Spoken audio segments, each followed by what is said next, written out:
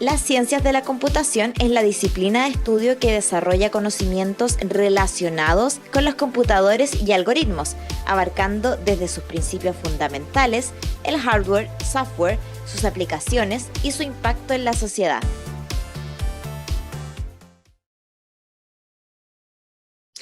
Continuamos acá en Terremotos porque nosotros Monstruos por Tivox Radio. Hoy día estamos hablando de terremotos nortinos. Y de hecho, ya se dieron cuenta que ni siquiera vamos a alcanzar a hablar de todos los terremotos nortinos porque son muchos. Y si ya le hemos estado dando incluso programas a terremotos específicos, también tendríamos que hacer lo mismo con ellos y seguramente es lo que vamos a hacer.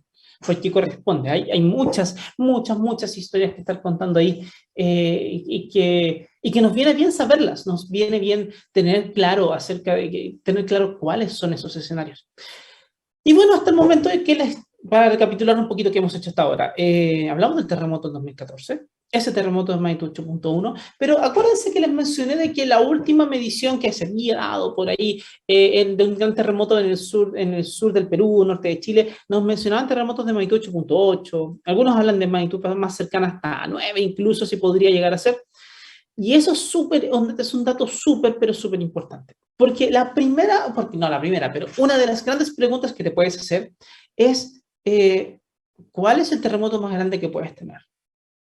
Es decir, ¿cuál es el sismo más fuerte que puedes tener en un lugar? Y no es una pregunta fácil. Bajo ningún punto de vista es una pregunta fácil.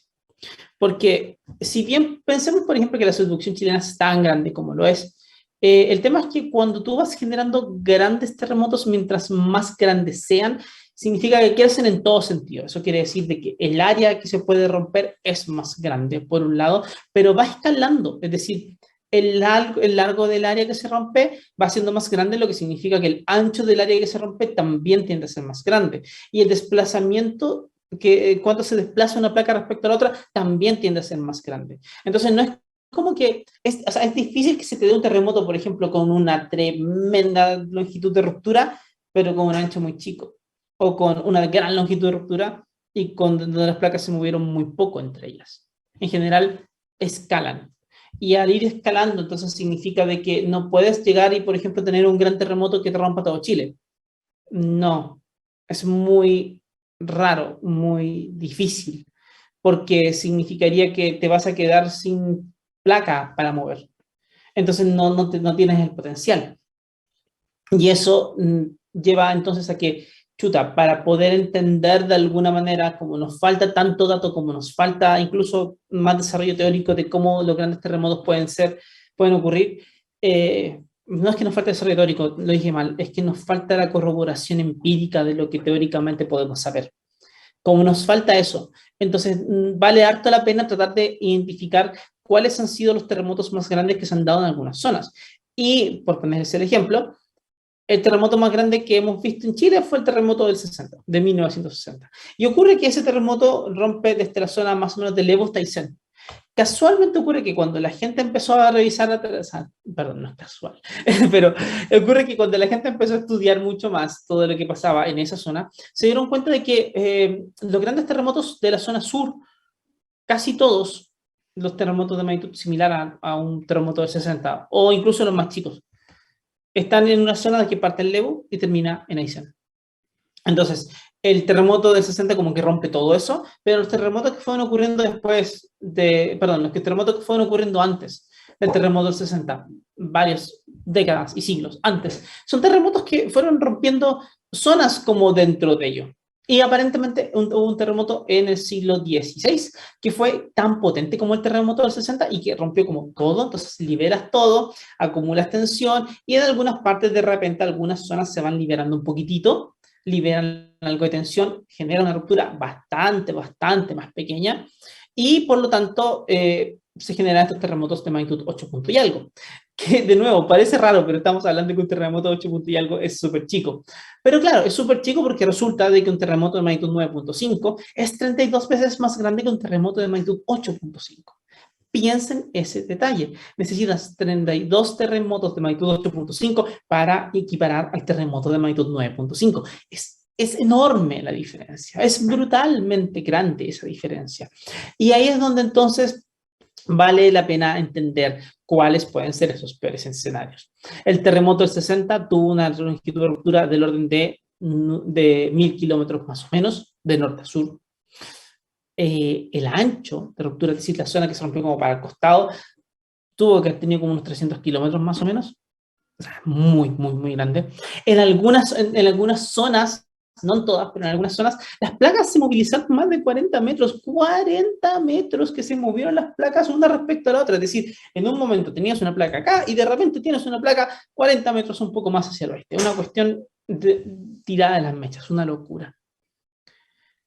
Pero los terremotos grandes que se dan un poco al norte de la zona del terremoto del 60 no se trasladan para la zona del terremoto del 60. O sea, no ha habido como un registro, no ciertamente instrumental, pero parece que tampoco había una especie de registro que sea algo que se pueda entender en algún relato, en alguna evidencia arqueológica, por ejemplo, que te sugiera de que tienes un terremoto de magnitud mucho más grande que eso y que agarre el zona norte del Ebu, Concepción, Talca, incluso si quieres, y se rompa hasta abajo, hasta Aysén. Eso no ha pasado aparentemente.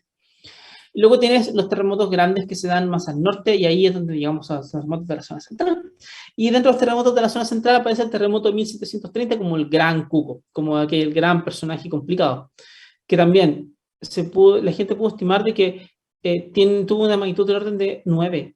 Es enorme. Y lo interesante es cómo lo hicieron, porque lo hicieron a partir de tratar de reconstruir cómo fueron las inundaciones. Como esos grandes terremotos generan tsunamis, esos tsunamis deberían llegar a distintos lugares del mundo. En particular llegan a Japón. Les mandamos muchas olas a Japón. Ya está tirado el chiste de que quizá Godzilla nace porque le tiramos tantos tsunamis desde Chile que en realidad Godzilla nace como una línea de defensa japonesa. No tengo pruebas, pero tampoco tengo dudas. El asunto es que mientras les mandamos todas estas olas, entonces hay zonas de Japón que se inundan. Zonas de Japón que se inundan, pero sobre todo son zonas de Japón que se inundan sin un terremoto. Entonces los japoneses le llevaron muy bien el detalle y se puede, y tú puedes entender un poquito cuando hubo un gran tsunami y de pronto tratar de ver si que eso se correlaciona con la existencia de un relato de un gran terremoto, por ejemplo, en Chile. Y ahí ver si es que tratar de ver cómo cómo uno simula el efecto del terremoto, simula el tsunami que podría haberse generado debido al terremoto y ver si es que eso calza o no calza con el tsunami que en efecto se registró en Japón. Bueno, el asunto está en que para hacer eso, llegaron y lo hicieron y se encontraron con que el terremoto de 1730 tenía una magnitud del orden de 9. Entonces ya sabemos que la zona central, pensemos desde La Serena hasta casi Concepción, es una zona que te puede generar esos grandes terremotos. Sabemos de que se traslapa incluso con una zona distinta donde hay grandes terremotos como el del Maule, por ejemplo, que se va dando como este Pichilemu hacia más al sur. Entonces, quizás el mega terremoto es como de la zona centro y no mucho más. En la zona norte es donde nos encontramos con estos terremotos del sur del Perú y norte de Chile, de magnitud 8.8, porque eso es más o menos lo que se pudo estimar. Y eso es quizás hasta ahora la observación de lo que podría ser a nivel límite. Pero en la zona de Atacama no teníamos idea, porque ya el terremoto de 1822 no tuvo una magnitud inicial que fuera tan grande, pero después los estudios que se fueron haciendo, como les comenté, situaron a ese terremoto como un mega terremoto de magnitud 8.5 que se dio en la zona de Atacama con un gran tsunami, pero no sabíamos exactamente cuál podría ser el más grande. ¿Sería el 8.5 el más grande de todos? ¿Un 8.6 es el más grande de todo lo que puedes tener? Y resulta que hay un estudio que se publicó hace bastante poco, que hace un análisis de 3 cosas súper interesantes. Primero, resulta que cuando tienes un gran terremoto, esto pasa en 3 dimensiones, cuando liberas la tensión en algo tan grande, generas un levantamiento de algunas zonas del terreno que se quedan más arriba de donde estaban y unos hundimientos de otras. Entonces hay cambios geomorfológicos que tú te puedes dar cuenta y que después el agua entonces empieza a tomar otros lugares que antes no estaban y lo puedes ver. Y con eso tú puedes estimar de alguna manera que en ciertos lugares como que hay terremotos que se generaron levantamientos de suelo y tú lo puedes evidenciar.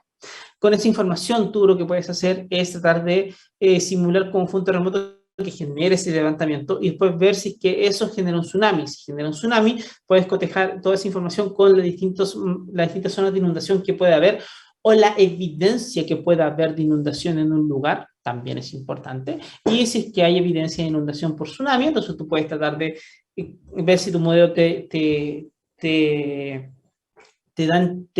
replica, te reproduce bien aquel tsunami que pudo haber, que seguramente ocurrió.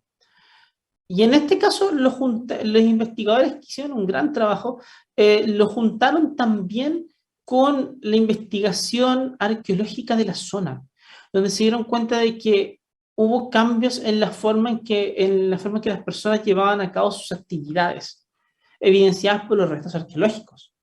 Y por lo tanto, eso te indicaba de que si hubo ese cambio hace un tiempo específico, hace mucho tiempo atrás, en este caso estamos hablando de un cambio de aproximadamente hace 3.800 años, entonces tuvo que haber habido algo muy grande que generara esa disrupción.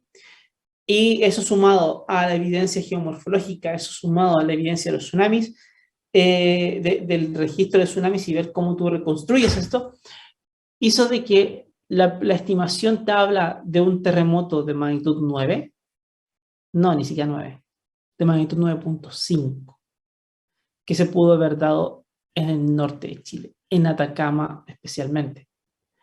Y esos son 1.000 kilómetros de ruptura, 1.000 kilómetros de ruptura de norte a sur.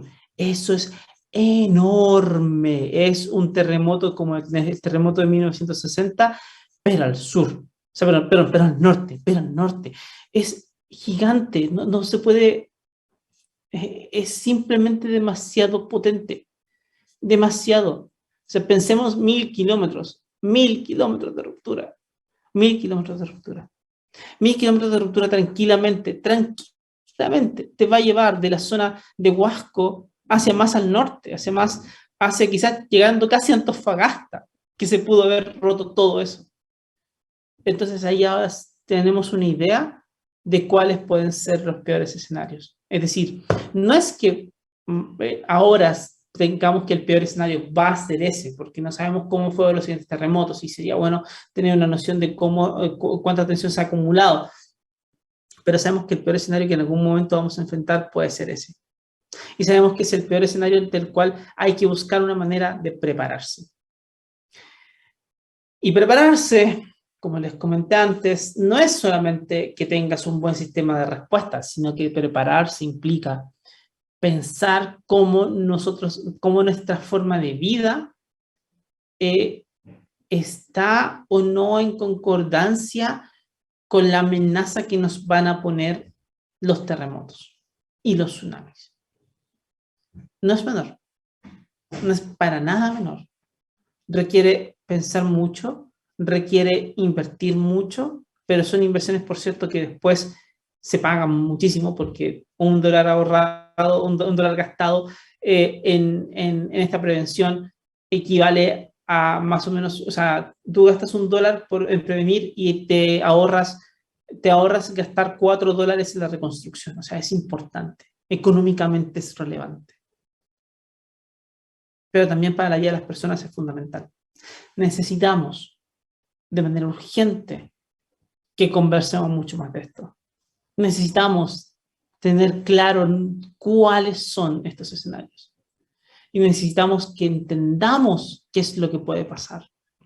No queremos vivir con miedo, pero sí tenemos que tener clarísimo qué es lo que puede ocurrir. Así que eso es todo por el día de hoy. Muchas gracias por estar con nosotros esta semana. Les dejamos todas nuestras redes acá abajo, saben dónde encontrarnos, saben que estamos en todos los lugares de internet, poco menos, así que no se pierdan este programa después. Si no lo vieron hoy día, lo pueden ir escuchando en SoundCloud, lo pueden escuchar en Spotify, pueden vernos en YouTube también, así que no se lo pierdan y nos estamos viendo la próxima semana, así que les vaya muy bien, nos vemos.